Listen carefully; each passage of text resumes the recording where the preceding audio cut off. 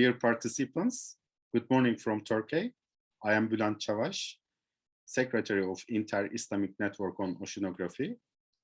I will moderate this event today with the help of my colleague from Malaysia, Dr. Ong Meng CHUAN'ın. Before going to presentations, I would like to kindly invite INOC President and Director of Institute of Marine Science and Technology, Dr. Şermin AÇIK ÇINAR, to officially open this event. Dr. Çınar, floor is yours. Dear scientists and participants, on behalf of Inter-Islamic Network on Oceanography, shortly INOC, I would like to very welcome you to second INOC event on latest developments on marine science. This time we have speakers from 5 different Islamic countries: Turkey, Malaysia, Indonesia, Iran, Iraq. It's a great pleasure for us to see the INOC research network growing steadily over the years. I'm confident that such networking activities will positively affect research opportunities in the field of marine sciences among Islamic countries. I would like to inform you that INOC will take steps regarding project activities and cooperation between Islamic countries in the coming days. In this regard, I would like to inform you that we are working intensively at the INOC Center in Turkey. The impact of the COVID-19 pandemic, which is a global problem, is gradually decreasing. I think that face-to-face activities will increase in a very close period compared to the COVID-19 years. I am confident that INOC researchers will undertake important research together again. I would like to inform you that such events are important for researchers in Islamic countries to establish cooperation with each other. In this context, INOC will continue to support all kinds of international activities. Before concluding my speech, I would like to thank the following institutions for their contribution to the realizations of this event: COMSTECH, the Organization of Islamic Cooperation Standing Committee on Scientific and Technological Cooperation, Dokuz Eylül University, Turkey, University Malaysia Terengganu, Malaysia, National Agency for Research and Innovation, Indonesia, Iranian National Institute for Oceanography and Atmospheric Science, Iran, Marine Science Center, University of Basra, Iraq. As I mentioned, always, INOC is a scientific and educational platform that you can collaborate outstanding researchers who works on marine science. For that reason, I suggest you to keep visiting INOC web pages for research, education, and collaboration opportunities. Thank you for being here with us today. Thank you very much for your introduction and opening speech, Dr. Çınar. And now we can start our event today. May I invite Dr. Ong Meng CHUAN'ın to moderate this event. Dr. Ong, what is happening today? Could you please tell us something about today's program? Okay, welcome everyone to this second event. I guess it's second event after the first successful event on August. So for this time, okay, before that, I just introduce myself. I'm Dr. Ong from University Terengganu from Marine Science program. Okay, so I'm also one of the speakers in the first event. So the first event only involved Turkey and also only Malaysia. But for the second event, we expand our network. I can say our network to Indonesia, to Egypt, and also to Iran, right? And also Turkey, right? Okay. So for today, we have 6 speakers with different field. We have biologists, we have chemistry, and also we have some physical, something about physical. Okay. So I think we probably can start the first speaker. Okay, so I would like to invite Prof Zainal Arifin from Indonesia. So before Prof Zainal start his presentation, so I would like to introduce Prof Zainal to you all. So Prof Zainal completed his bachelor degree at Bogor Agriculture University, Indonesia in 1984, master degree in Dalhousie University, Canada, 1989, and PhD at Simon Fraser University, Canada in year 2000. So his PhD thesis was the title Selective Feeding in Bivalve, Implication for the Accumulation of Toxic Transmitter by the Fetal Feeding Muscle. Okay.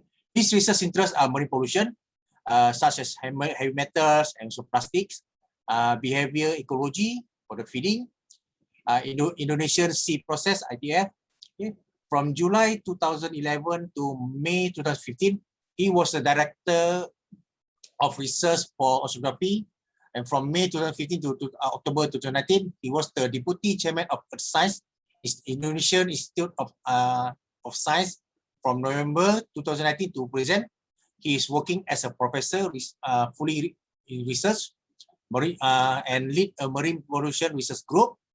Okay, Research Center for Oceanography, RCO, National Agency for Research and Innovation, BRIN. Okay, he has received several awards from President of the Republic of Indonesia, President Stephen, Simon Fraser University, Canada, Environmental Management and Development in Indonesia, Canada Research Grant Award, UNESCO Man, and also Biosphere Young Scientist Award. So without further, I think I would like to invite Prof Zainal to present his work to us. Thank you.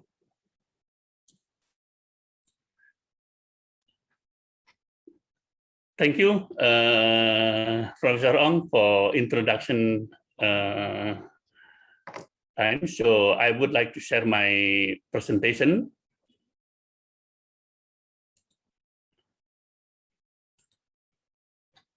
So first of all, Assalamualaikum warahmatullahi wabarakatuh, colleagues and friends. It is honor for me to be in this INOC forum. And secondly, I would like to thanks to Dr. Safas and Dr. Siner for allowing me to speak in this forum. Of course, to Dr. Ong and Dr. Noraini for inviting me to speak in this INOC forum. Colleagues and friends, so my presentation today is on trend of marine pollution research in Indonesia.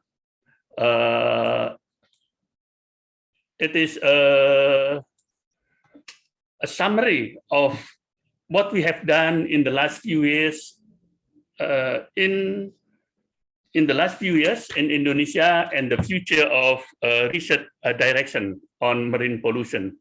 So my talk will be consist of 5 points. So first, on Indonesian geographic position. So I would like to share with all of you who not familiar with where is the Indonesia. And then second and third, I would like to share about my work. In fact, our lab work on marine pollution and emerging contaminant, especially on metal and oil, as well as plastic and pharmaceutical product. The fourth point will be on the technology development. And finally, I will close with the future of marine pollution research in Indonesia. So let me begin with the first slide. I hope it's clear. So Indonesia is an archipelagic country. So we have around 17,500 islands approximately. Indonesia facing both ocean, Indian Ocean, and also Pacific Ocean, as well as bordering by 2 continents, ASEAN continent and also Australia. we have a neighbor, Malaysia, Singapore, Philippines, Papua New Guinea in the east, Timor-Leste here, East Timor, and also Australia on southeast part of the country, right? The population of Indonesia around 237 million, so huge population. Based on the estimated census population in 2022. So this is the distribution of Indonesian population. Most people stay in Big Island, Sumatra, here, Java, Kalimantan, and also Sulawesi.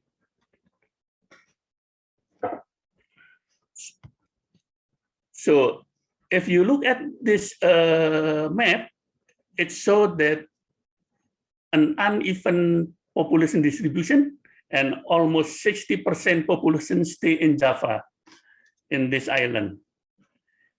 Almost 60% out of 237 million, so quite huge. And where most industry also concentrated in this island.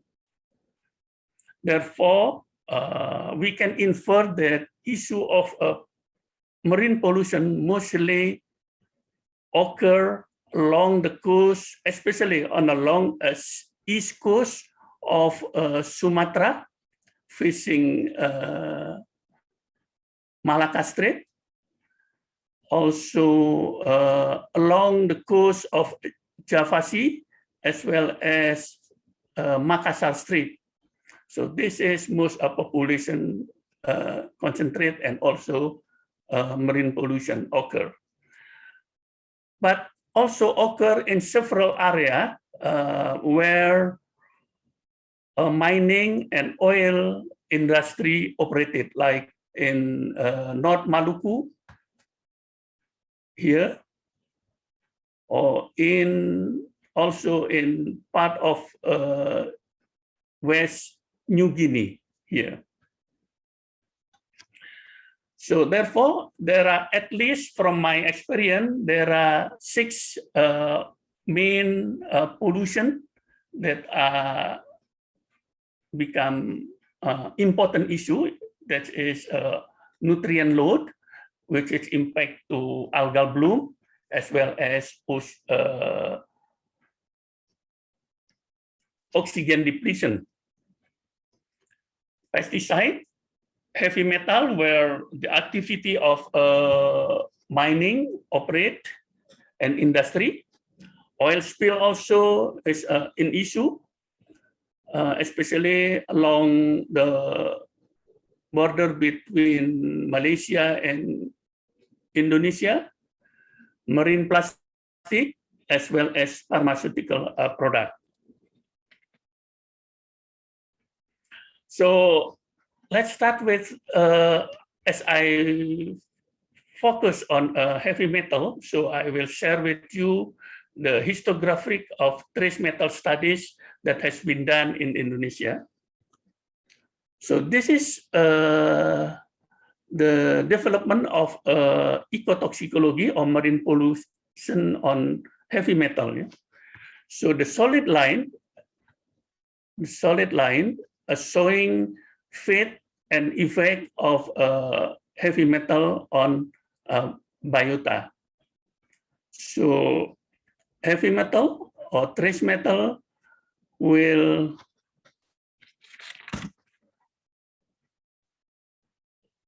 form in the solute and also in the sediment. So this is the development of the research studies. Most metal in solute form was done in early 1980s, while metal in sediment started in 1990s. Yeah? So this is the development of metal linking with the biota. So therefore, there is research activity related with bioindicator of species of pollution as well as toxicity test or bioassay. So bioassay started in 1995, where ASEAN and Canada Marine Science Program started at that time. So metal speciation, or we call it a geochemical speciation, it started in early 2000. So I will share with you several work that has been done. So this is showing accumulation of lead and cadmium in several coastal cities in Indonesia, yeah, from 1985 to 2000. So on the x-axis showing this the city along the coastal area. So this is a Pekanbaru, it means the island in Sumatra. Jakarta, Semarang, and Surabaya, this is a cities in northern part of Java, while Manado here and Ambon, as well as Membramo, this is a city or region in eastern Indonesia. So we call it Western Indonesian region and Eastern Indonesian region. So if you look at this graph, so this one concentration of lead, this one concentration of cadmium. So you see most contaminated sediment occur in Western Indonesian region, while in Eastern Indonesian region was mostly below average metal concentration in sediment. So this one, the average concentration in sediment in Sahel.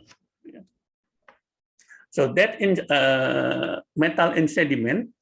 So research also has been done on bioaccumulation. So we see how metal showing lead concentration accumulate to several compartment of environment. For example, when contaminated coming from when lead contaminant coming from a river, so they split it into two compartments, in solid form and in suspended particulate matter. So most lead was binding to suspended particulate matter, and then, oh my God, and then they are settled in the sediment and feed by gastropod. This is, sorry, we put it in bahasa Indonesia. Yeah. When I say keong, it means gastropod, and this one bivalve. This one crustacean, this one fish, pelagic fish. So you see in here how they distribute among compartment of ecosystem. The next work is on a bioindicator studies. So we focus on several species of bioindicator. For example, using amphipods, benthic amphipods, green mussel, this one Pernaviridis, and also Java medaka. So all this work was done through cooperation between colleagues from Malaysia as well as from Thailand and Japan. So how metal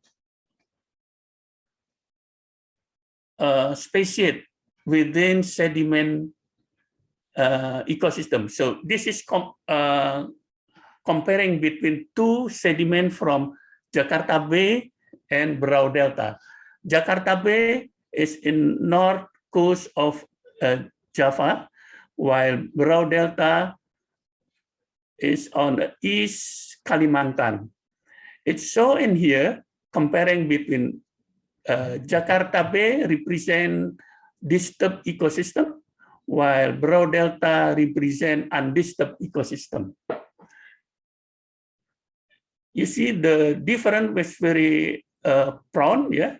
Lead in sediment was potentially accumulated by biota in Jakarta Bay because lead associated with mangan oxide and also iron oxide. We call it easily reducible and reducible. Yeah. While in Berau Delta, they do not available to the biota because most lead associated with organic and residual matrix. So sediment can become indicator pollution load also. Next is from fieldwork, we are also working on toxicity testing or bioEC. So this was led by Dr. Hindarti, who is focusing on bioEC and toxicity testing. So we did from acute toxicity test until sediment toxicity test using various species, milkfish, sea bass, grouper, prawn, and ornamental fish with end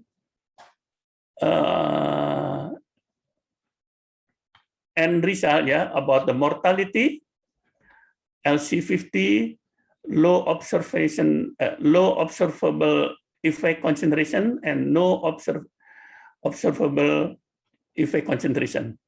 Using alga also, bivalve, as well as using sperm for larval development.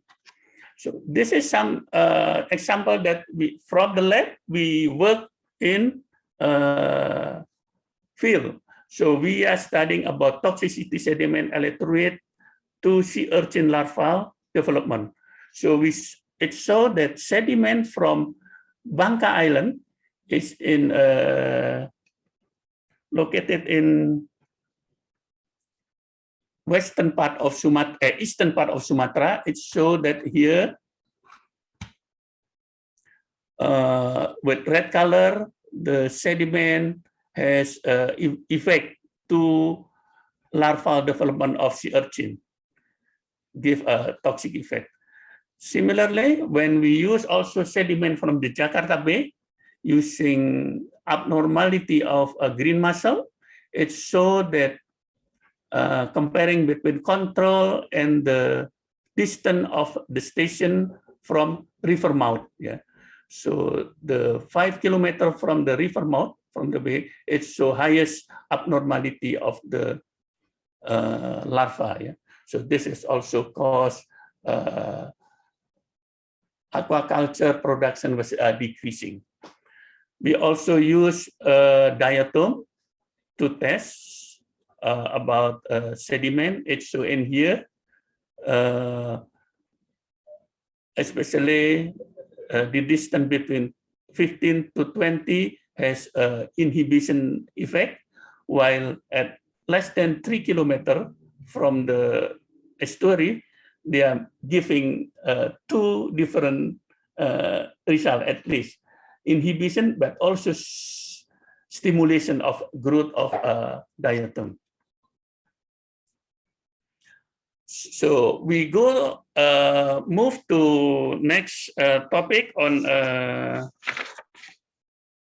work on oil pollution. Issue on oil pollution actually is a potential threat to coastal ecosystem, as Indonesian water become one of the busiest oil tanker passing from Middle East to East Asia. So I think Malacca Strait is the busiest strait in Southeast Asia, as the oil coming from Middle East to East Asia and North America.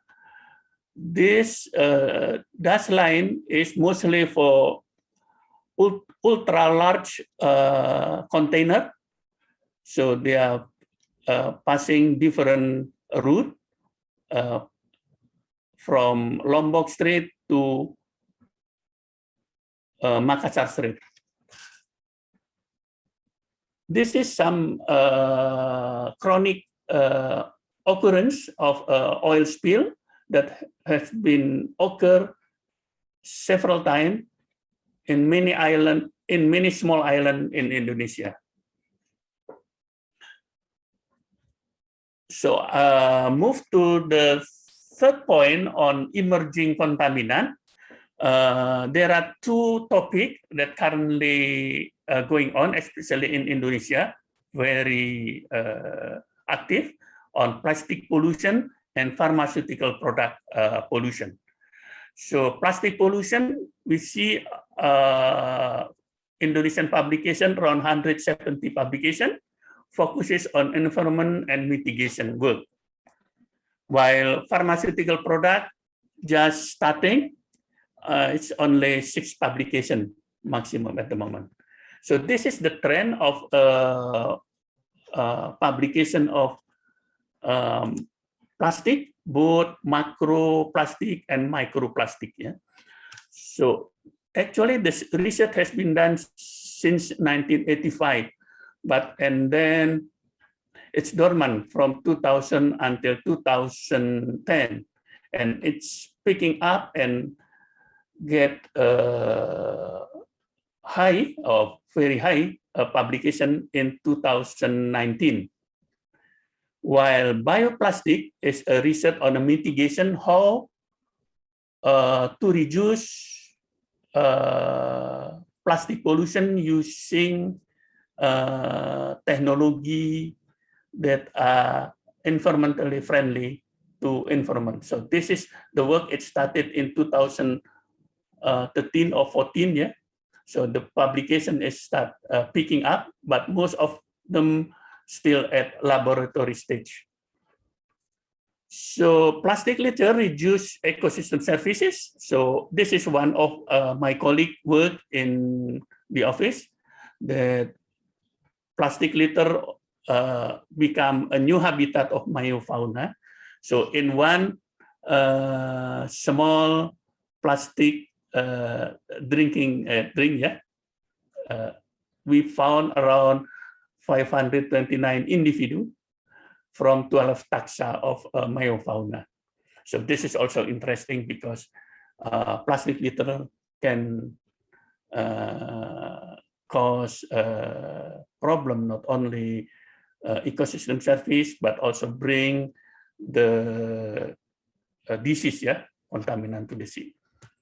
So this is the overall research activities. So most research very active in around central Indonesia, Java Sea, South Makassar Strait, and south of Java and Bali. So this is around, in Java, around 40% publication coming from Java, yeah. So, but less in Western Indonesia as well as in Eastern Indonesia. This is the distribution within 11 fisheries management area. For the pharmaceutical product, research focuses on paracetamol especially and ibuprofen. So as I mentioned earlier, the number of publication only 6. So this is publication mostly very recent in 2021 and 2016. So the concentration between 11 to 110 nanogram per liter. So comparing with other part of the country like in agency, around 2,900 nanogram per liter. So this is the work, mostly again in north of Java. So this is the concentration of paracetamol, the maximum around 650 nanogram per liter. And work by Hidayati. So this is comparing between aquaculture and non-aquaculture area. So non-aquaculture culture area with yellow color. So the rest is in inlet, outlet, and on the pond of aquaculture. So it see that acetaminophen or paracetamol quite distribute along the coast of coastal cities, while oxytetracycline as pesticide also they are rampant. So the technology mostly working on bioIC technique, development of biotesting technique, bioremediation, as well as phytoremediation. This is the work heading by Dr. Darmayati on development of bioremediation. So the last or final on direction of marine pollution research in Indonesia, as we are aware that pollution coming mostly from land-based activities. Therefore, in the context of the decade of the ocean science, so 3 activities I suggest, I think that we can do: reduce pollution from the source and understanding of fate of contaminant, research and technology, genetic level modeling and bioremediation, as well as establish data storage and management system.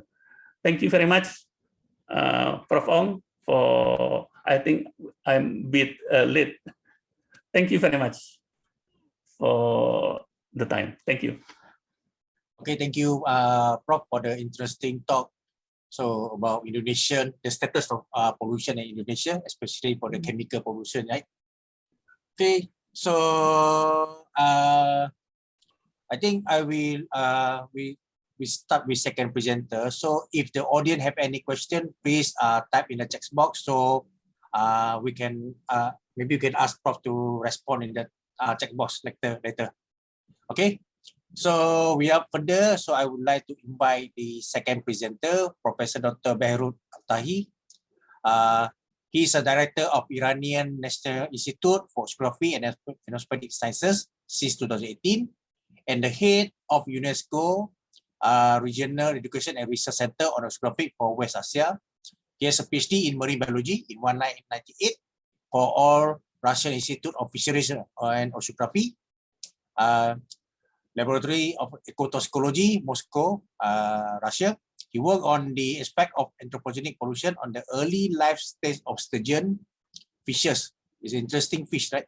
In the Northern Caspian Sea as his PhD thesis. He also a doctor of veterinary medicine from the Tehran University. Dr. He also mentoring and co-mentoring 15 PhD, 52 master students. He also has 4 textbooks as a co-author and more than 120 scientific articles. He's also one of the editorial members for the 5 scientific journal on marine science. Okay, so I think without further, I think I would like to invite Professor Dr. Behrud Abtahi to present his work. Okay, thank you. Okay, thank you very much, Mr. Chairman of the seminar. Hello, everybody. Assalamu alaikum. Dear colleagues, first of all, I hope all of you and your loved ones are in total health. Also, I would like to thank Dr. AÇIK ÇINAR and Dr. Bülent ÇAVAŞ for efforts and for organizing this kind of scientific event. Let me share my presentation.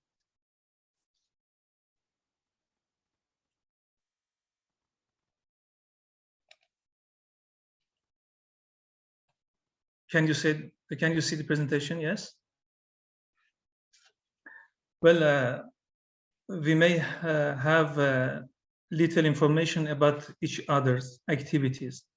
Let me take this opportunity to very briefly introduce our institute, the Iranian National Institute for Oceanography and Atmospheric Science, the most important ocean research center in Iran. Our institute operates with 3 research corpuses, 4 centers, and 5 research stations in coastal provinces of Iran. The institute works on various topics related to marine sciences and technologies.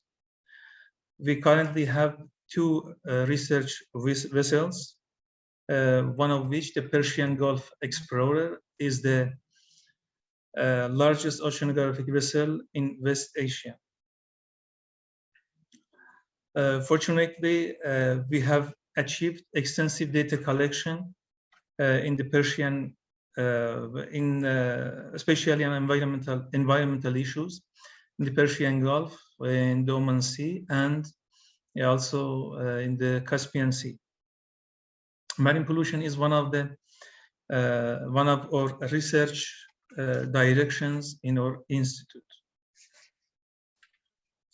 The subject of my talk is plastic and microplastic pollution in marine environment. Today, we all see plastic pollution with our own eyes around us, on the beach, in the seawater, and we hear a lot of news about it. As you know, plastic pollution is currently the focus of many international marine and environmental institutions and organizations. Also, you can see in this slide, plastic and microplastic have been growing threat to the environment for the last half century.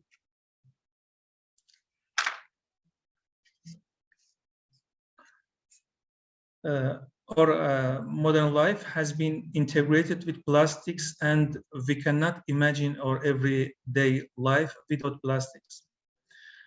50% of plastics production is concentrated in Asia. And China on its own produces about 30% of the world plastics.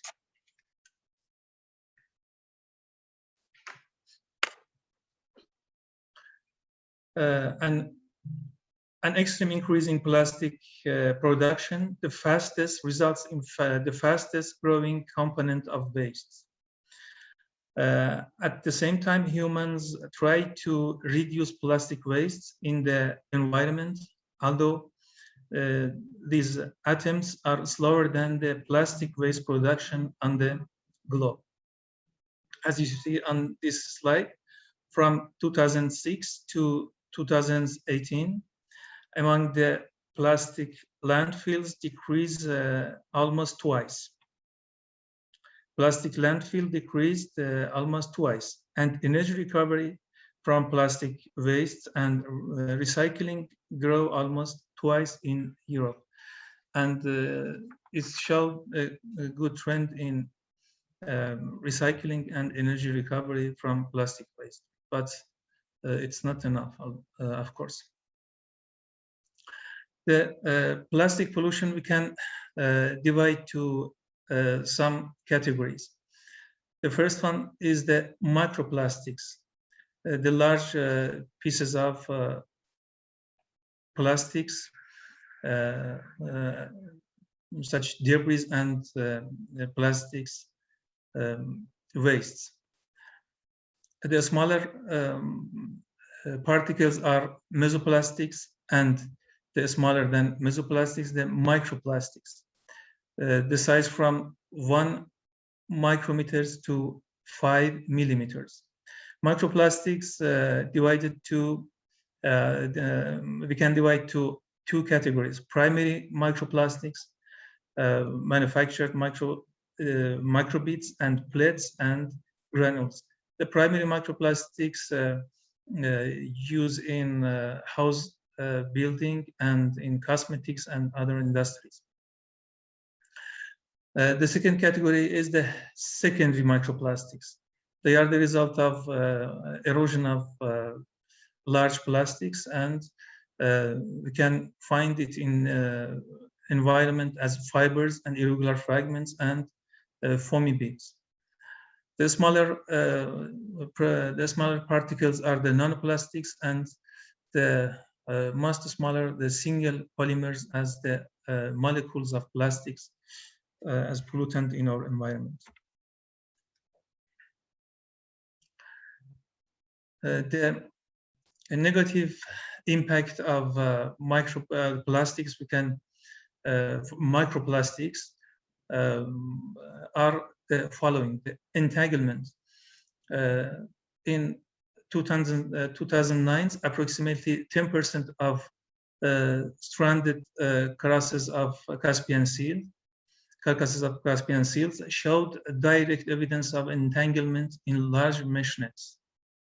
The second impact is the decrease of aesthetic values of coastal areas. The third impact is large floating pieces may act as habitat or promote rafting by alien species, representing an additional risk to local biodiversity or spreading disease.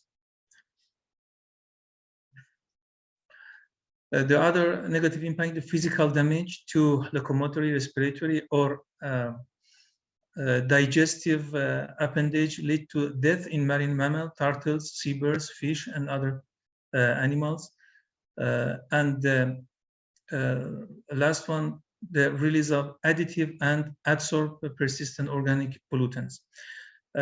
Macroplastics are visible, collectible, economically valuable, and don't enter the cells or pass through tissues.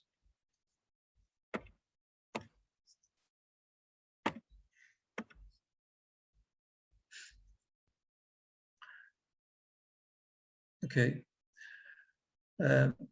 Microplastics, the small particles of plastics, you can find in different shapes in nature. You can see here the primary microplastics. They are chemically and physically stable microbeads. They differ based on three shapes and different size, less than 50 micrometers. And as I mentioned earlier, they manufactured for different uses in industry. The adverse effect of microplastics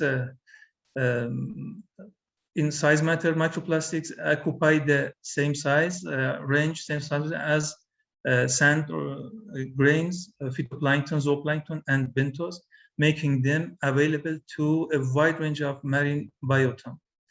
And when they ingested, the microplastic can accumulate in the high numbers in a digestive tract, lead to physical harm, such as the internal abrasion and blockage, promote the false sense of satiation, leading to a decrease in food consumption, release pseudofeces, and disturb the energy flow in organisms, and translocate in body, which expose the internal issues and organs to microplastics.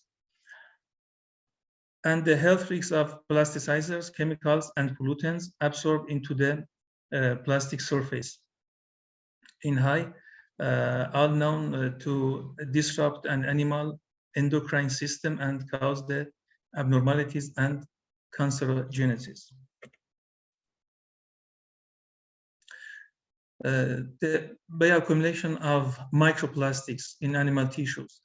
They pass through the food chain and pollute more invertebrates and vertebrates, including the human, including us. I want to, after this introducing and explanation that I gave about plastic pollution, I would like to point out an example of what we have done in this regard. We and many people working on microplastics are looking to identify the amount, type, origin, and effects of microplastics in marine environments. In this way, it's possible to gradually manage and reduce the negative impact of microplastics contamination. We done some experiments, some research on fishes of Caspian Sea and also in microplastic pollution in our southern seas. The fish are the bioindicator of contamination, which directly reflect the condition of their environment. And fish are known as healthy food and rich in high quality animal proteins, more available and affordable than other sources of animal proteins for many peoples. In the part of our study, we studied the plastic contamination in cottonfish. Is the most famous fish in southern Caspian Sea areas. And what we found that the largest part of microplastic in the fish organisms is the fibers, as you see here, and after then the fragments and beads. And it's an alarm for using cheap cosmetic pollutants polluted by microplastic, cosmetic polluted by microplastic. Their amount might be underestimated because of their higher density and tend to sink. And the size arrangement of the microplastic pollutants in the organism, we can see here that the main part are the 1 to 1,000 micrometers in the size. And the colors of microplastics we separated from the fish organism. Here you can see some SEM photography of pollutants. It's the beads and it's the fragments, one of the fragments and fibers and the fragment It's the three the types of microplastic debris, microplastic particles in nature and in marine environment and in living organisms of fish.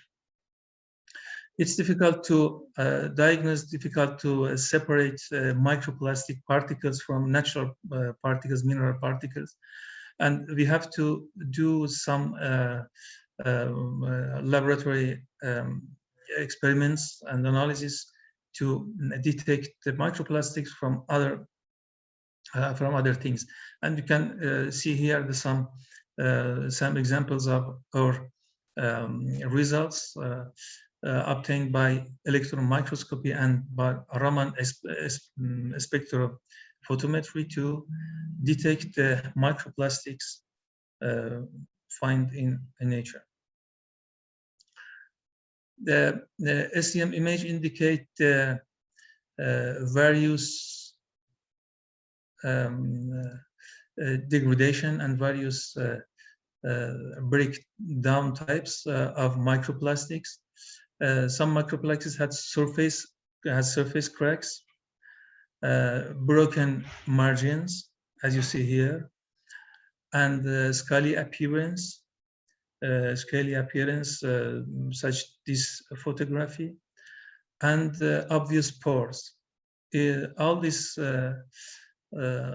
appearance are the result of erosion and breakdown of microplastics in marine environments and maybe in the digestive system of fishes. So it's the question, is eating plastic really dangerous? According to the results of many researchers and our results, microplastic are as absorbed pollutants, are carcinogenic additives, have carcinogenic additives. They can cause tissue damage and they have caused the particle toxicity. So we can say that microplastics are dangerous for human health and for marine animal health. And the final slide, I want to show one of our latest publications about microplastics in very prestigious journal, Science of the Total Environment, that was published in the January 2021. Thank you very much for your attention, and I will be ready to answer the possible questions. Okay, thank you, Prof, for your presentation, and congrats for your paper. I think the same. I think I will proceed to the third speaker. So if they have any questions, so I will post it in the chat box to ask Prof for the question. Okay. Okay. So thank you, Prof. So let's move to the third presenter. Okay, it's my colleague, Dr. Huda Ishak. So he's a senior lecturer at Faculty of Science and Marine Environment and Research Associate in Institute of Oceanography and Environment, UC Terengganu. She obtained her PhD in Biological Science from University of Tasmania, Australia, and published various taxonomical and marine ecological articles, namely the first record of SARPs and the oleolith in Malaysian waters. So she completed her 2 years of postdoctoral training at University of Tokyo, Japan. Okay. Dr. Nurul also participated in several scientific cruise expeditions at the national and international level. So at international level, Dr. Nurul is actively involved and committed to the marine conservation and sustainability goal under the Coral Triangle Initiative on Coral Reef, Fisheries and Food Science. Okay, Regional Plan of Action. She is a proud member of International Union of Conservation of Nature, IUCN, World Commission of Protected Area from 2018 to 2020, and she hoped to better understand the importance of implemented research activities and program, and establish herself as the next generation of marine conservationists. Okay, so Dr. Nurul also want to be able to identify and foster the right leadership qualities in herself, and at the same time inspire others women leader. So I think we would like to welcome Dr. Huda for your presentation. Thank you. All right, thank you, Dr. Ong. Do you hear me well? Yes, yes. All right, so I'll just start to share my slide now. So Assalamualaikum and hello everyone. So to start it off, a little bit of my research background. Biological oceanography has underpinned much of my work. So basically, I want to understand the roles that SELPs play in marine ecosystems, and also to evaluate the future climate-related impacts. So I'm showing you a picture of the creature that I'm going to talk about today, SELPs. So they look like a bag of water with a stomach, and then we rarely see them because they usually don't live close to the shore, but they live in the open ocean that's far from land. And then there seems like jellyfish because they are soft, they are transparent, and they are gelatinous. All right, so this clip shows a recent bloom event of SELPs in Perhentian Island, Terengganu.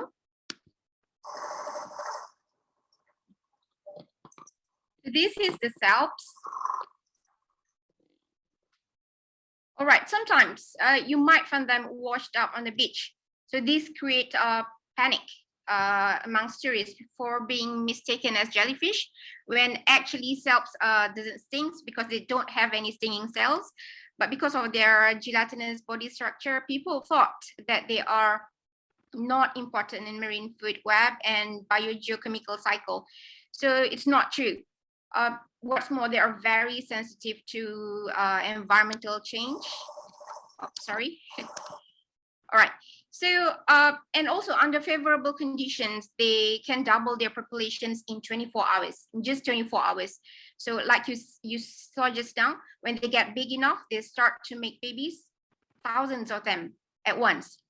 So the way they reproduce cause huge swarms. So this is what I'm sharing with you today is my recent studies in Northwestern Pacific. So a large scales of SELPs were investigated in the transition region in the North Pacific Ocean. Okay, so we collect the samples, investigated over 4,500 kilometers in the transition region from 2016, summer 2016 to summer 2019. So a total of, if you can see the dots here, there are the stations. 266 samples were collected. And then we also, why we choose this area?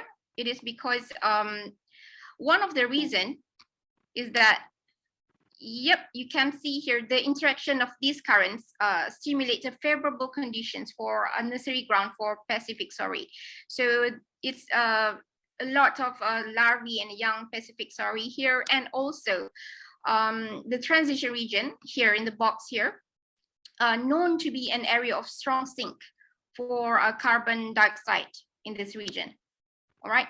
So when I said that we collected all the samples of the zooplankton in 266 samples, we also collected all the physical parameters data, that is sea surface temperature, sea surface salinity, that's the physical one. And also for the chemical parameters, we collect the nitrate, silicate, phosphate, and also the nitrogen phosphorus, the total NP ratio. And not only that, we also collect the chlorophyll A, fractionize the chlorophyll A, different size of chlorophyll A. We just want to see how this biological parameters influence the distributions of the bloom of the cells. So this is the results. All right. If you can see here, how I get this. So in the lab, we count the cells under the microscope. And then the spatial distribution here generated using ODV. And then you can see in 2016, so I choose only one species here, Thalia democratica, because this is the most dominant species. So they form a very extensive bloom from 190 degrees longitude to 180 degrees longitude, right? Okay, so these observations imply that the bloom occurrence somehow correspond to certain parameters that create favorable conditions for this species. So we found out the nutrient supply somehow increased the primary predictions, and we also did a Bass analysis, and then we want to know what drives them to bloom. So this is the sigma T profile, all right? So we know that they somehow thrive in the surface salinity between 32.5 to 34.7, somewhere here. And for the sea surface temperature, it's somewhere between 12 here to 16, something like that. So what is the most important thing? We found out that most of the bloom, that is more than 100 individual per cubic meter, occurred at stations with a relatively higher sigma T. All right. So this also means that they thrive under the influence of high nutrient, low chlorophyll water mass from subarctic regions. So this is the plot of the surface distributions of the sigma T. All right, you can see the isoplasm of the Thalia democratica. Right, the red one, the red circle is where they bloom the most. Right. We also try to relate them with sea surface height anomaly. Okay, so why does this bloom matter to us? All right, so as they swim, they catch food particles here, okay, on the net. Sometimes they called the ocean's vacuum cleaner because their ability to filter the smallest particles. So basically they just gobble everything until nothing is left. So it takes water here at the front here and pumps it out at the back end here. So you can see the strainer here, right? The strainer in the body is like a conveyor belt. So always moving bits of food into the animal's stomach here. All right, so everything's stored here. So talking about what do they feed on, and then the biomass. So they play a very big role in carbon transport. So they bloom. Of course, they consume almost everything, and then but they even remove the greenhouse gases from the upper ocean. Okay, as they eat, okay, this carbon-rich food will turn into dense fecal pellets. So SELP's fecal pellets are known as very dense, and then sink rapidly into the deep water because it's very dense. And then this somehow will remove the carbon from the surface water and brings it to a depth where you won't see it again for years to centuries.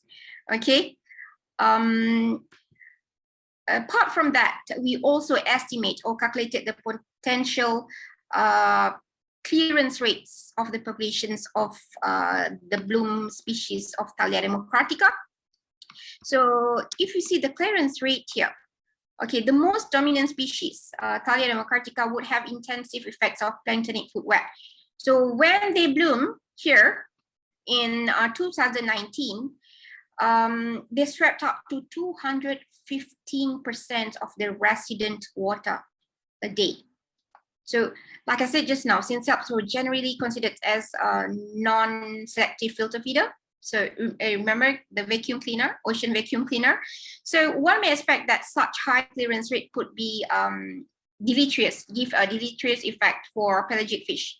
Okay, they will take up everything. So until nothing is left for pelagic fish. So they form large bloom, high densities, cover large area. What do they eat, right? So here we carried out a light and scanning electron microscopy and also molecular analysis on the gut contents of, but this time on different species of SELPs because that's what we got during this cruise. So the species were collected using mockness, right? This is me, okay, on the board, and you can see the black dot there. That's the gut. So the gut then was dissected and food items were taken out or identified, and the frequency of the occurrence of each food was then recorded. So this is what it looked under the light microscope. So the first two, you can see, this is where I think SELP's gut content fits into the current issues. There's a plastic fiber and plastic fragments, right? So other than that, there's also phytoplankton and fish egg. So here, and also copypods. That's also food for the Pacific saury. And then why we did the SEM, scanning electron microscope, because we want to estimate the carbon of the food in the gut content. So we have to have the dimension of each phytoplankton to estimate the carbon. And we did the molecular analysis. So we found out that copypods, the Pacific saury's food, dominate the rates. So it means that SELPs eat copypods a lot. Yes, and then, all right. So we know they are widespread and can be found almost everywhere in the world's oceans.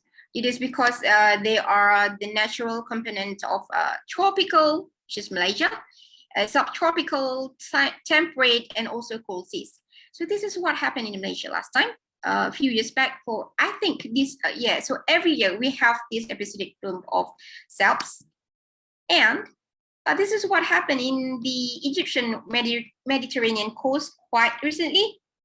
All right, so interestingly, the species that swarm here, that bloom here, is the same species that bloom in the Northwestern Pacific for 4 years, and also the same species that bloom in the Tasmania. So somehow Thalia democratica is very special. This is how it looks like. It's from the paper, from the article. All right. So just imagine how do they thrive and filter all food available in the waters.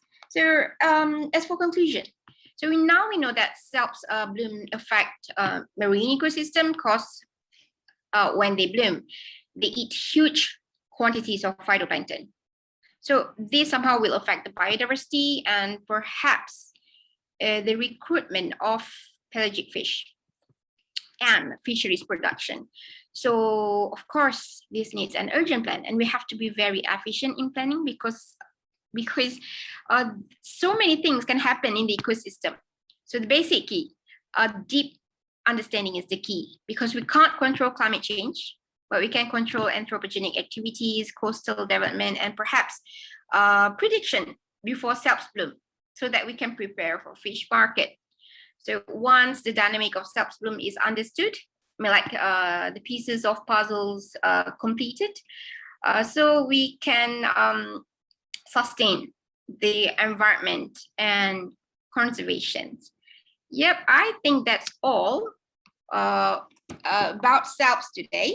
So I would like to thank you to INOC as organizers for this opportunity. Yep, thank you. Over to you, Dr. Ong. Okay, thank you, Dr. Huda. So it's a nice topic. So probably next time Dr. Huda can go to get some sample from Mediterranean Sea with the help of INOC, perhaps, and also maybe Indonesian waters, perhaps, right? That's why we have this. We need to have like collaboration like this, because we have to work together. Okay. Okay. So thank you, Dr. Huda. So I think I move to the third speaker, the fourth speaker. Associate Professor Dr. Murad Gunduz. Okay. So before this, we already listened to chemical, to biological, but now it's more to physical. So he's a physical oceanographer with a wide range of scientific interests and hands-on experience in experimental oceanography, data acquisitions, processing and analysis, as well as numerical modeling of both the atmosphere and the ocean, utilizing high-performance computing.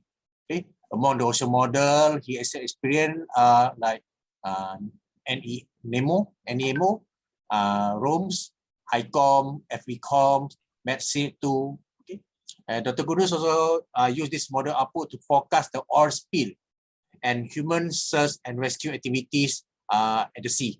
Okay, master and PhD degree achieved in physical geography, extensive past and current involvement in atmosphere, ocean modeling, observations and analysis performed within the operational context. So let's welcome Doctor for your talk.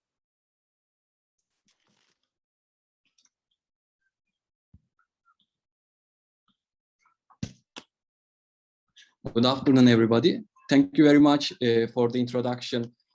I would also like to thank the INOC President, Dr.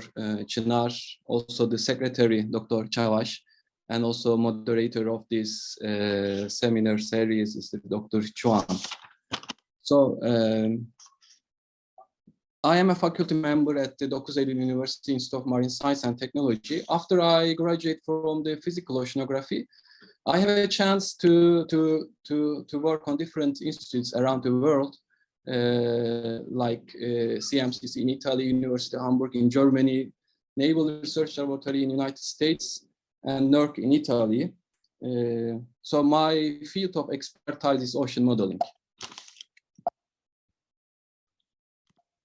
Sorry, why is not working? Okay, so I just want to dive into the topic, today's topic, and try to answer the question, what is operational oceanography? Operational oceanography consists of two parts. First is collecting the data, and the second is the modeling.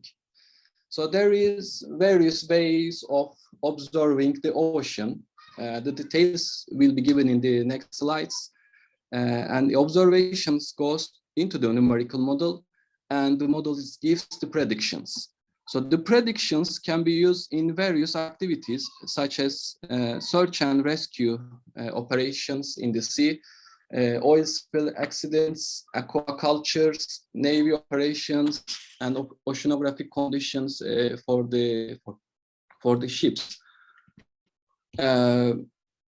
So the first part of the operational oceanography is the collecting the data.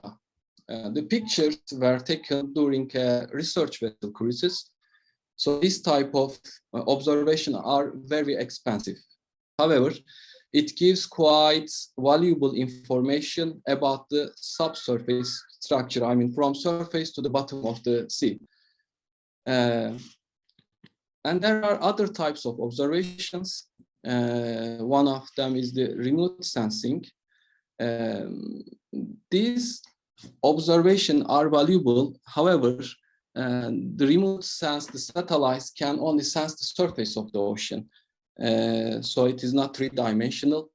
Among the variables that the satellites can measure are the sea surface temperature, surface chlorophyll, and the sea surface height. Although the buoys in the below can only mount it at a specific location, it gives quite high temporal resolution. What I mean is you can set the measurement like 10 seconds. Every 10 seconds you can have the measurements. Another type of measurements is the gliders, which are autonomous vehicles. They don't have any engine. They drift by the currents. And when they need to vertical movements, they use the buoyancy of the water. So the second part of the operational oceanography is the modeling. So the ocean in the modeling part, the ocean gridded horizontally and vertically, as shown in the left panel. And the aim of this modeling is to solve this Navier-Stokes equation, which is famous in the oceanographic literature. So the solution of this equation gives the behavior of the ocean in the next time step, like the temperature, salinity, and the currents. To solve this equation, you need a supercomputer. So this figure shows the animation. The animation shows the surface currents around the world's ocean. So the output of the numerical ocean models. The Gulf Stream is seen here, which is a western boundary current along the western United States.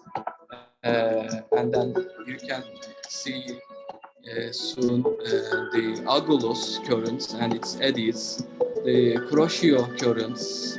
And so these are basically the model outputs. Different models also have been developed for the Black Sea, Marmara Sea, Aegean Sea, and for the Izmir Bay by using Dokuz University facilities. These models have been used for various scientific and operational purposes. So let's go to the application. So one of the application of the operational oceanography is to use search and rescue activities in the sea. In August 2014, five young people hired the paddle boat and they disappeared around this blue dot off Kumburgaz. And some parts of the paddle boat was found around Erdek Peninsula 1 week later, and a corpse found around the Marmara Islands again a week later. So this is a huge distance when you consider the Marmara Sea. So the question is, if we have an operational ocean model, can we save these 5 people? I mean, by operation model output, by using operation model output. To answer this question, we set up a Marmara Sea model. You see on the left the 1 week average surface currents. That's as a model output. The jet-like Bosphorus jet is clearly seen in the figure. On the right-hand side, however, we released 100 artificial floats at the location of the last seen location of this paddle boat, and let the model run, let the model drift the floats. So it is clearly obvious that the float goes to the south first, and then it turns to the west. So the model successfully calculate the possible fate of these 4 people. So the answer is yes. If we would have the operational model forecast, we could save these people's life. The model can help search and rescue activities by minimizing the fields. So the other type of application I will give in this seminar is the oil spill. So another disaster happened in Turkey in the Aegean coast in December 2016. A Panama flagged ship was stranded off the coast of Ilder Bay. According to the authorities, 67 meter cube heavy oil was released to the sea. Ilder Bay, as you see in the left figure, is one of the beautiful and untouched areas on Turkish coast of the Aegean Sea, with a golden beach and international long turquoise waters. The figure shows the location of the ship here, and the polluted coast by numbers. So these are the polluted coast. So to understand, to better estimate the fate of the oil spill, an ocean circulation model with an oil spill model has been set up in the sea. The movie shows the oil concentration, surface oil concentrations, and you can see at the top the elapsed time during this event. So after like 16 hours, 25 hours later, you can trace where the oil is. So these are exactly coincide with the observation. So this is the surface oil concentration and the final landed position of the oil after 68 hours of integration. So the oil moves first north and then reach to the coast. So I would like to summarize today's topic. So basically, operational oceanography has 2 components. First one is observation, and the second was the modeling. And the operational model forecast outputs can be used for various purposes, like search and rescue operation in the sea, oil spill accidents, oceanographic condition for the ships, aquaculture and navy operations. And they give valuable information for these activities. Thank you very much for listening to me. Thank you for the talk. So I think based on your talk, I think Prof Zena, we work together with you, perhaps for the oil pollution to, and then maybe you also can work on microplastic, perhaps for the modeling, because we want to know the movement of the pollutant, right? If we want to solve the problem, we have to know the movement of pollutant. Okay, so Doctor, I have one question in the chat box. I think I can ask you. Is it normal to have water temperature and low water temperature at a point at the glacier fed stream during winter? Oh, I just. The question is for me. Yeah. I can't see the question. Sorry, in the chat. I paste it. Yeah. You see it?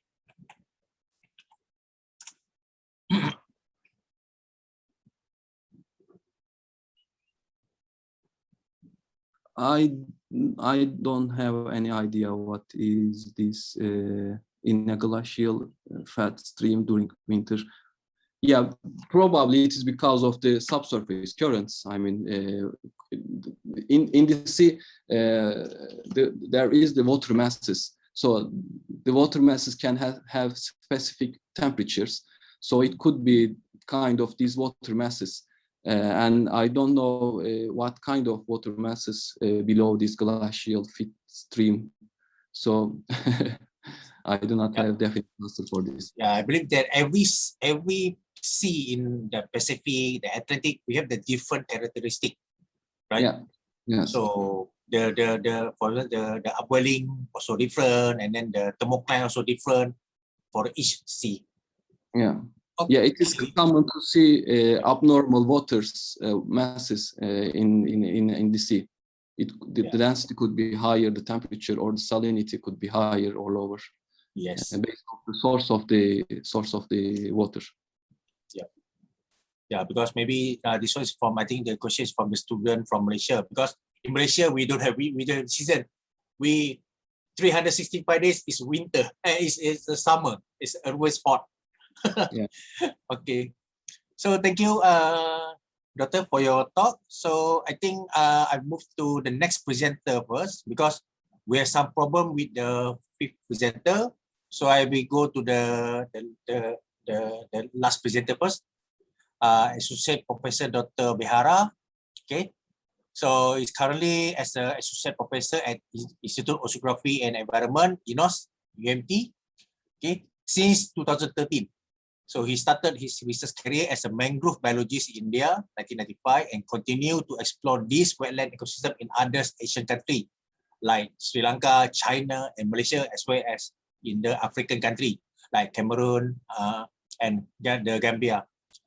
His research interests include mangrove ecology, vegetation dynamic, habitat restoration, conservation, and also management, including the application of remote sensing and GIS. Okay, being a potential scientific collaborator to the University Brussels, Belgium since 2010, Dr.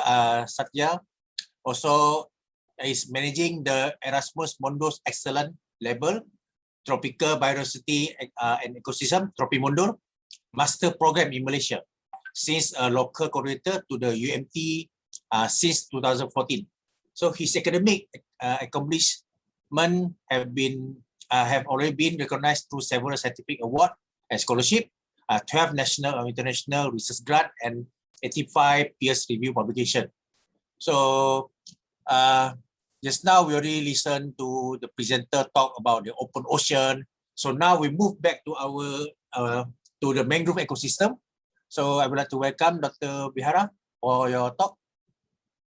Thank you, Dr. Ong, and thank you very much. First of all, very grateful to you for keeping me on board with this Inter-Islamic Network on Oceanography research. Also, I'm thankful to the organizers for giving me this opportunity. So I would like to share my screen now.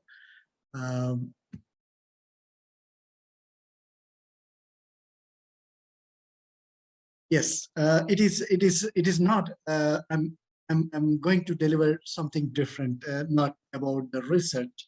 It is rather more on the international collaborations, the potential of my research unit in UMT that could, be used as a platform for you, whoever interested to work on. Of course, most of the topics that have been delivered today are directly or indirectly related to the mangrove ecosystems, these pollutions and oil spill problems and so forth. So it is a potential area for us to explore further and expand our radius of research between different countries. And this is one way to share what the capacities as mangrove research unit at UMT have, and what kind of aspects we have been working. And also, I wanted to pass on a message about the Erasmus Mundus Tropimundo program that you can share with your students to apply for the scholarships, because just now we've opened the call for the online applications. So it is an excellent opportunity for your master's students or bachelor degree students to apply for an international master's, and under which the Tropimundo program, we also have a consortium signed and become a full-time partner for this program. So let me start, and today I'm very happy to share some of the potential networking options with the mangrove research unit. Actually, yeah, my name is, as you can read from Behra Satyanarayana, but you can call me Satya in short. And I'm the one actually involved in MARU in organization right now. But in fact, the MARU was started in 1997 by two eminent professors, Sulong and Lokman. They both got retired, but the legacy is continuing, and the research is extraordinary research is still ongoing at the UMT. The team has been conducting a wide range of research in the mangrove habitats with different, not only the flora, but also the faunastics throughout peninsular Malaysia and also in Sabah and Sarawak states. You might be knowing what you are seeing here is peninsular Malaysia, which is also known as West Malaysia, but we have East Malaysia, where there are only two states, Sabah and Sarawak, which is a big habitat for mangrove existence. Yeah, this is the complete picture of the mangrove cover. According to the estimates of 2017, we have 629,000 hectares. That's equal to 6,029 square kilometers. So as I informed you before, the peninsular Malaysia is hosting about 18% of the mangrove cover, whereas Sabah and Sarawak is hosting a much bigger extent of the mangrove in Malaysia. Indeed, as you all know, the mangrove ecosystems are social ecological systems. That means it is not just merely the vegetation or the animals associated, but out of this bigger association as an ecosystem, there are so many people from different disciplines, backgrounds, they can get involved into this kind of mangrove research at your places or any places. So for example, ecosystem assessment, how the species composition, distribution, and what is the ground inventory and so forth. And also the resources exploitation. In the case of countries like Matang and also some parts in Indonesia, the mangroves are exploited for the charcoal production. So in most of the countries, they're completely banned of exploitation. They're highly well preserved. But here, there is some sort of a sustainable use of mangrove ecosystems in countries like Thailand, Malaysia, and Indonesia. There is the mangroves are cut down for the protection of charcoal. Not every mangrove, but selected areas, they will be cut down to produce the charcoal and also the mangrove poles. So one of the best examples is from Malaysia. Every mangrove researcher should have known what is the mangrove exploitation, commercial exploitation of the mangroves, which is known as Matang mangrove forest, located in Malaysia on the west coast, adjacent to the Johor Strait. And also many people who are social scientists, so they can be attached to the mangrove ecosystem as a socioecology to study the socioecologies. And also some of you can look at the species and environment relationships, and also the pollutions, either plastic pollution or the oil pollution, or what kind of industrial effluents that's related, and also the domestic pollution. So we can really separate and discuss and investigate that we have made. And apart from all this, again, remote sensing is playing a crucial role for the conservation and management. Nowadays, we have been using the drones for the mapping purpose of the species and its conservation.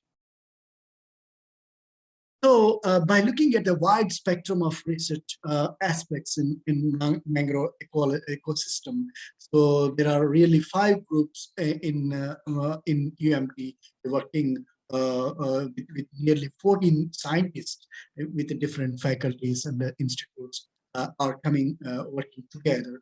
So one is ecological aspect and hydrodynamics and ecotoxicology, socioecology, remote sensing, and yes. It's a broad sense, but we always open to welcome other aspects which are linked or not linked.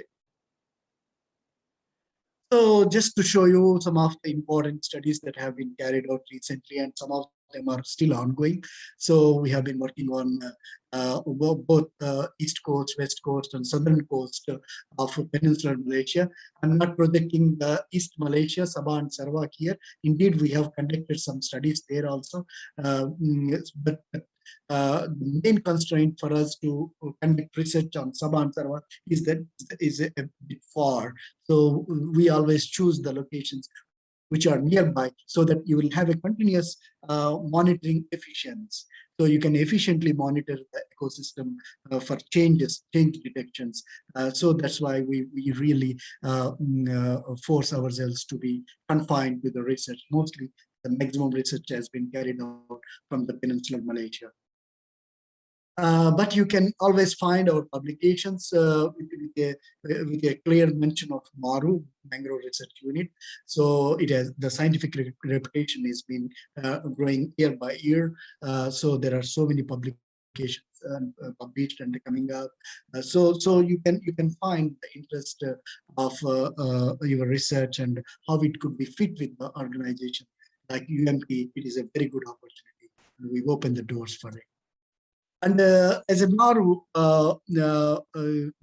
person, so we have 14 people working actively engaged in mangrove research in Malaysia, in UMP, and mostly we are now focusing on the global initiatives like sea level rise and also carbon stock assessments and carbon credits and its marketing, and also mango monitoring and restoration aspects with so many international partners.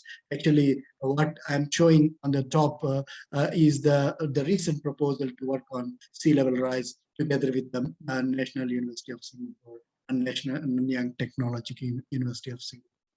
And also we have the benefit of UMT is we have research stations. So when you go to the mangrove area, we have a well-constructed research stations nearby where you can stay and conduct your research more efficiently.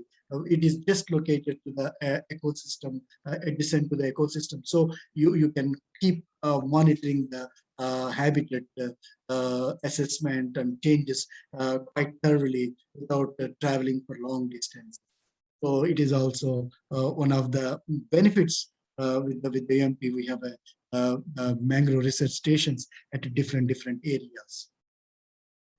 And we have a couple of local partners as well as very strong international tie-ups, especially with Belgium, Singapore, Australia, Sri Lanka, and these are some of the contacts I'm projecting. There are so many other contacts from other partners like you, Turkey, Japan, and other people. If you are coming up, and our map can be projected much bigger. So this is and also our strong tie-up with the different national and international organizations is still expanding. We are expanding our network for various projects and guidance for the students. And our prime objectives is right from starting from teaching to the publications. So teaching the students as bachelor degree students as well as master degree students. Master degree students, as I said, the International Masters of Tropimundo program. We have been teaching it since 2015, and also masters here. We have a tradition of having the masters, full-time masters by research also. So we are taking such kind of student, and also PhD students, full-time research student, and we acquired the research projects, institutional attachments, as I said, community engagements. That means the dissipation of knowledge, the knowledge sharing, that to take the findings of the projects, scientific projects, to the local community, and to create awareness. So that is the ultimate. Not only to end as a publication, it is to go scientific to the common people level, how the knowledge is transferred, because the common people don't go through the scientific publications. So how best we can teach the importance of mangroves, or what kind of pollutions we should not release into the mangrove. So such kind of things we can, common sense, we can really, with the common words, we can spread the message, and the effective management can be achieved. These are some of the projects. We have recent projects still ongoing, and right from the carbon and biomass estimations to the phytoremediation ability of the mangroves, and also the sustainable aquatic resources and management and so forth.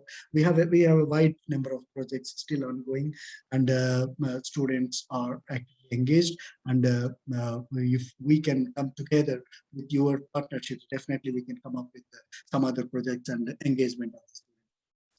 And it is not only the matter. It is not only that we wait for this for projects. We also we come up with our own projects. We plan our own projects just to keep the ball research ball running. That means we don't really wait until the fund is there, but we also contribute ourselves to come up with some kind of small research where it is needed. It is a timely research. If we wait for the funding, we might miss the ecological changes, ecosystem disturbances. So we don't really, sometimes it is hard to get the fund also. So it's not always count on the project fundings, but also we contribute our money from the institute or from other projects to come up with the own self expeditions, initiated expeditions to come up with the coffee table books and general public. It is one of the best thing we have been doing it. And as I said, the knowledge transfer. So whatever the projects we achieved and what is out of the outcome of the project are thoroughly shared with the local stakeholders. For example, what you are seeing is that we are providing the training to the local forestry department on how the best the findings of a project can be beneficial for their monitoring and management, especially in relation to the usage of the drones. And also our students participate in the plantation programs and be helpful to the mangrove management and conservation. So in a nutshell, we have been looking at the research facilities, transfer of knowledge, grants, and capacity building and consultation projects and internationalization, most importantly, for which our team is a right fit, and at the right time we can think of it to do much better. Even we received some students from Iran, Iraq, and Turkey, as well as part of the Tropimundo. So I would say that Maru is a fertile and stimulating environment for the national and international students, and also researchers like you, to work on mangrove ecology, mangrove field schools. We are offering mangrove field school as well. I show you in the next slide. And inter and multidisciplinary research program. So finally, as I said, we just opened the call for students to apply.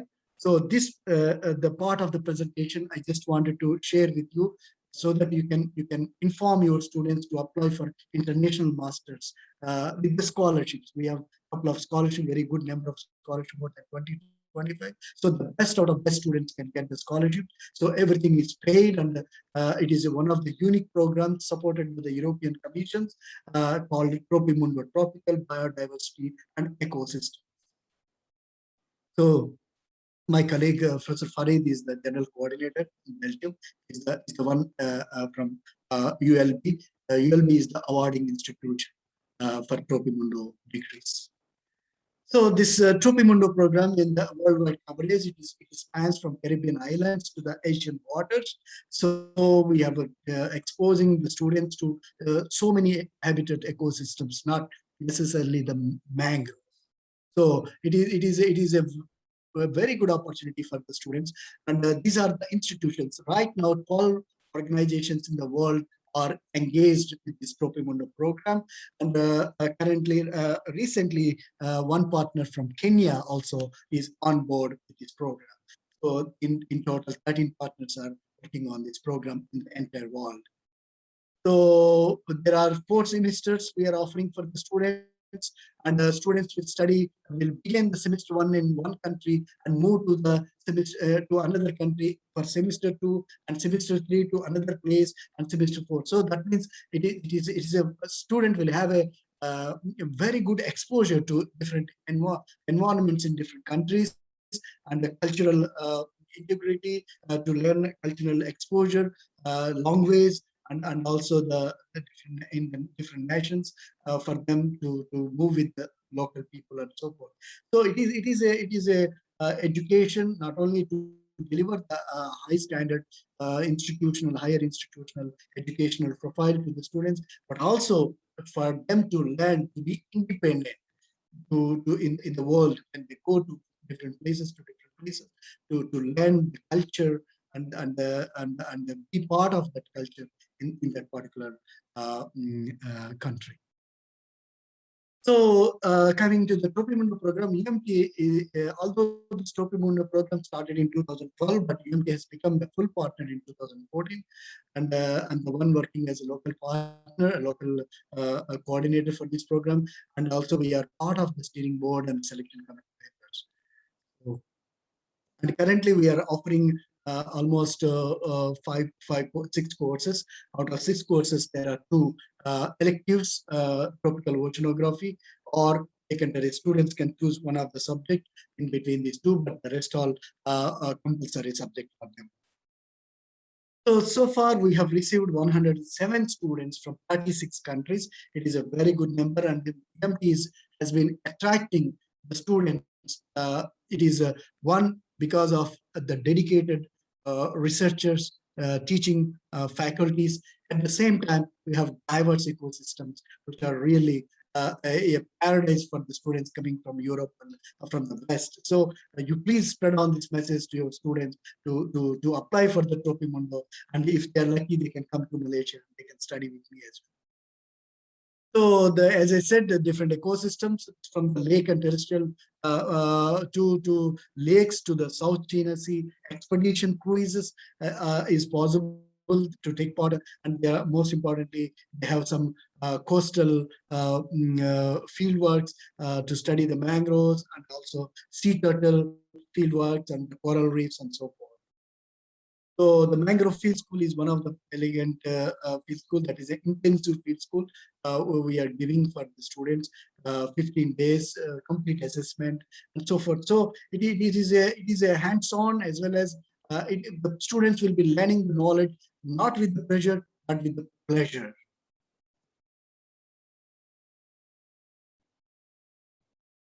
So in addition to that, we have been receiving several foreign students from Belgium, especially because we have an exchange MOUs for an exchange student.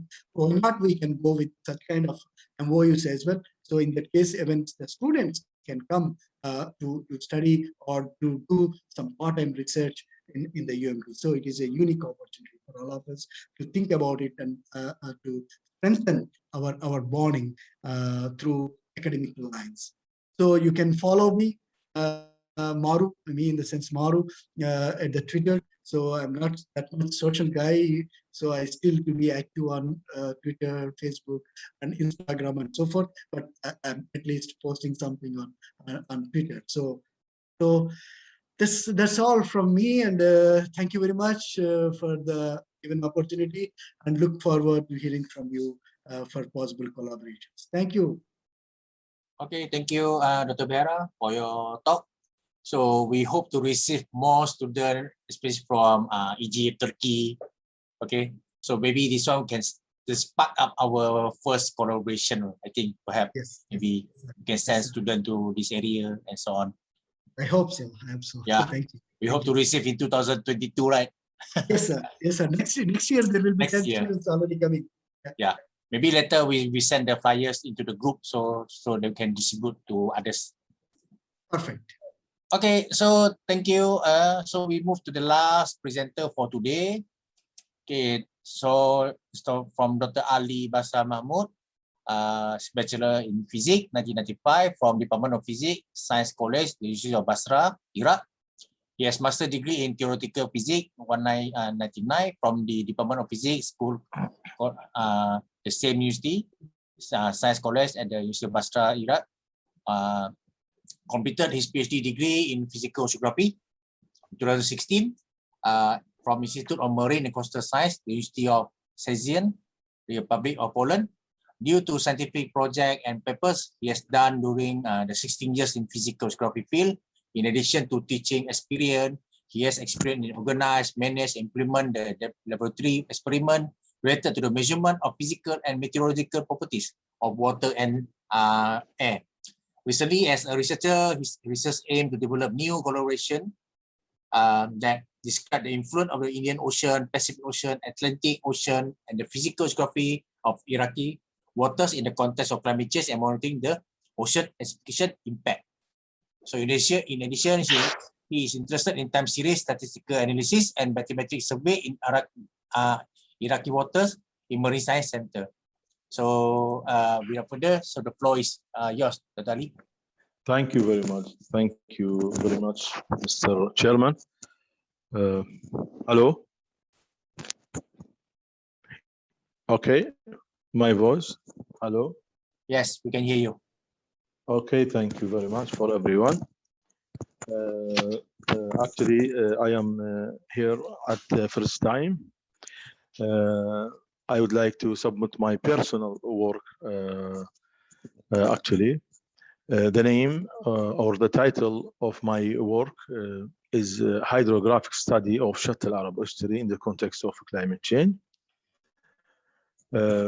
Briefly, climate change in Iraq showed rising temperature and droughts, declining in precipitation, desertification, salinization, and so on. The study region is Shatt al-Arab. Actually, the importance of Shatt al-Arab estuary, because this water corridor used for oil transportation, shipping, and links between many harbors in the Persian or Arabian Gulf. So the hypothesis of my study configure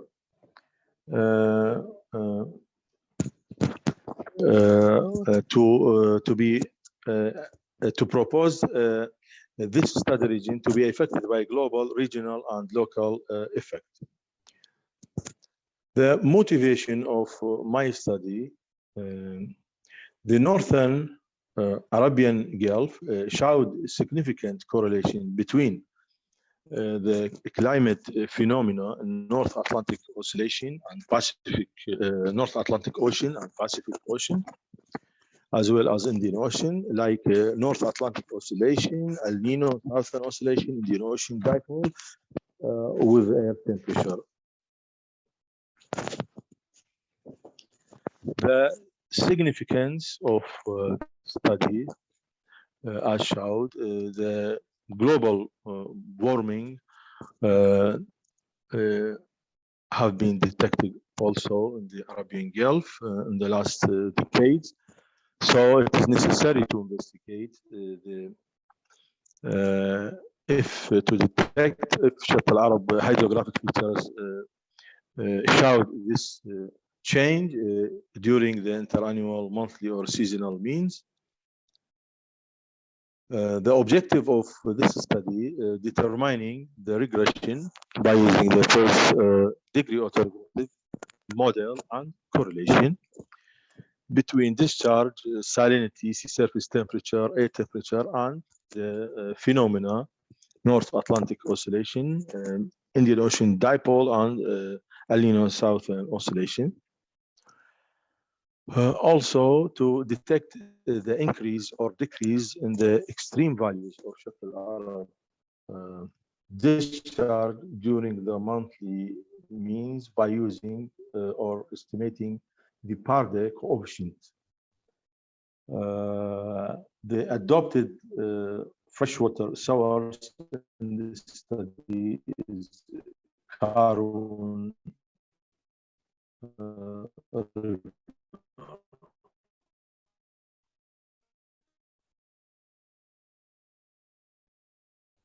the monthly study showed in this figure model the total linear trend throughout the data series could be described by the summation of the linear trend caused by climatic reasons and the linear trend caused by the other reasons. Also, Pearson's correlation coefficient has been estimated.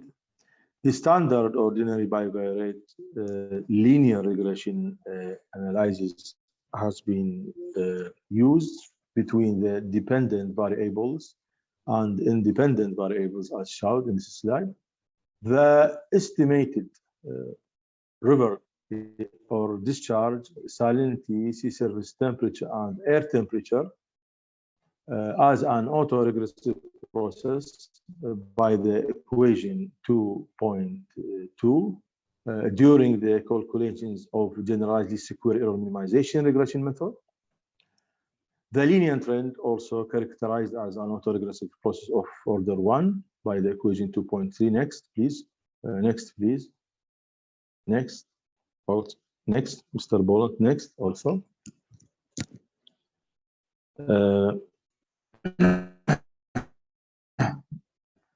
The monthly shuttle Arab charge influenced mainly by Tigris and Euphrates, as well as by Karun river discharge, as well as discharge. The per-day coefficient could be described by the equation 2.4, which is the relation between monthly discharge and annual discharge. And hence to detect the increase or decrease in the extreme values of shuttle Arab discharge. Actually, the first result in terms of interannual data sets, negative correlation between the El Nino Southern Oscillation and the discharge in shuttle Arab estuary, no influence of the North Atlantic Oscillation and the Indian Ocean dipole on the discharge in shuttle Arab. Also, there is impact or influence of the North Atlantic Oscillation on the salinity, but negative. No influence of the El Nino and the initial or Indian Ocean dipole on the salinity in shuttle Arab estuary. Sea surface temperature has impacted or has been influenced by the North Atlantic Oscillation negatively, but no influence of the SOI and DMI. No influence of all these phenomena on the air temperature at the selected study station in shuttle Arab estuary. These result, the graphs next, please, Mr. These graphs showed the negative correlation between the El Nino Southern Oscillation and discharge series during the studied period, and negative correlation between the North Atlantic Oscillation and salinity. Also negative correlation between now and the sea surface temperature, and negative correlation between now and Southern El Nino Southern Oscillation. Next, please. This table showed the result of correlation and significance per each month. Next, please. Also, this table showed the insignificant or between the now oscillation and other parameters. Please, next. The significant correlation has been detected as shown in terms of sea surface temperature in January, February, November, December, and in terms of air temperature in November only, and in June, and with now and with SOI. The significant correlation was between salinity also and now in August, and also between the sea surface temperature and DMI, between Indian Ocean dipole in February. So the main influence was actually the influence of El Nino Southern Oscillation on the sea surface temperature at the shuttle Arab estuary was more pronounced in, let we say, in January, February, December, November.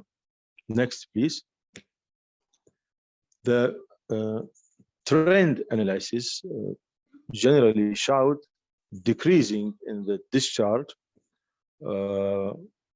and increasing in the salinity, also in the air temperature in winter. However, was decreasing in the March, April, November, December, and the sea surface temperature, and increasing in the January, February, May, June, July, August, September, and the sea surface temperature. Next, please. The result of the seasonal data set, actually in winter, the influence of the three phenomena was more pronounced on the air temperature and sea surface temperature in Shatt al-Arab estuary. In spring, also on these parameters and salinity. While in summer was more pronounced the effect of these phenomena on the discharge and salinity. However, in autumn was the influence of El Nino Southern Oscillation was more pronounced on the discharge only. So the general result, the trend analysis was negative of river discharge for all seasons, positive trends of salinity for all seasons, negative trend for of air temperature during winter. Next, please. Positive trends. Next, please. Yes. Positive trend of air temperature, sea surface temperature for spring, summer, and autumn. The last result was the Parde coefficient showed the more pronounced values in spring season. Next, please. Associated with Kanu River discharge, definitely. So the decrease in river discharge trend could be related to the global warming in terms of global reasons, and also related to the rainfall amount and the discharge of Euphrates and Tigris and other tributaries regionally. Locally could be related to the gravitational circulation and mixing of seawater in Shatt al-Arab estuary and other human activities. We can say the general trend of the discharge could be in Shatt al-Arab estuary could be explained by the change in the main discharge of the tributaries, Tigris, Euphrates, Karun, in the context of climate change. Number two, also by the change in climatic and anthropogenic conditions. Number three, the change in El Nino Southern Oscillation in the context of climate change. So the general trend of the river discharge in Shatt al-Arab constructed by these forces. Now, next. The general the general trend of salinity in Shatt al-Arab could be explained by the change in main discharge tributaries throughout the change in precipitation, Karun discharge, dam construction, also mean sea level change in Gulf, sea surface temperature, El Nino, wind speed, turbulence, the evaporation, and the tidal range of Shatt al-Arab human activities, and now in the context of global warming. Next, next is the general trend of air temperature in the study station in Shatt al-Arab estuary could be explained by the change in climate change, the change in the three phenomena, now DMI and SOI in the context of climate change, as well as the change in the anthropogenic resources. The last one, the next is the general trend of the sea surface temperature in Shatt al-Arab estuary could be explained by the climate change and North Atlantic Oscillation influence, as well as the anthropogenic resource. So the influence of El Nino, the influence of the Indian Ocean dipole reflect the weather condition and influence on the summer monsoon also at the study station or on the Shuttle Arab hydrographic features, and the response different from season to season or from month to month could be related to the fact that the NOW and SOI DMI have spatial and temporal variations on the Middle East climate. Next, thank you. Next, please. Thank you very much for sharing my lecture. Thank you very much. Okay, thank you, Dr. Ali, for your talk. So I think we can end the talk. So I pass back to Prof Bülent for your closing. On behalf of Inter-Islamic Network on Oceanography, first of all, I would like to thank each presenters for their extraordinary talks on marine science. As you know, this is online seminar, so I would like to share my screen again to thank our speakers sharing their certificate. Thank you, Professor Dr. Zainal Arifin, for your presentation. And thank you, Professor Dr. Behrouz Attahi, for your presentation. And Dr. Nurul Huda Ahmed Ishak, thank you. Murat Gündüz from Dokuz Eylül University, thank you very much for your presentation. And Behara Satya Arayan, thank you very much for your presentation. And finally, I would like to thank Associate Professor Dr. Ali Basal Mahmoud for his presentation. So I can stop share my screen now. And as a final remark, I can say that Inter-Islamic Network on Oceanography will continue organizing this kind of events to inform researchers, students, to make marine sciences more meaningful for them. So for that reason, please don't forget to keep visiting INOC website to get more information about coming activities on marine sciences. So Dr. Ong, do you have any final remark before going to closing? We can plan for next stop next year perhaps. Yeah, so I would like to also thank to all participants who joined us today. So we can officially close the event now. Thank you again, and hope to see you in another INOC activities. Bye bye. Bye bye. Bye bye. Thank you very much. Thank you.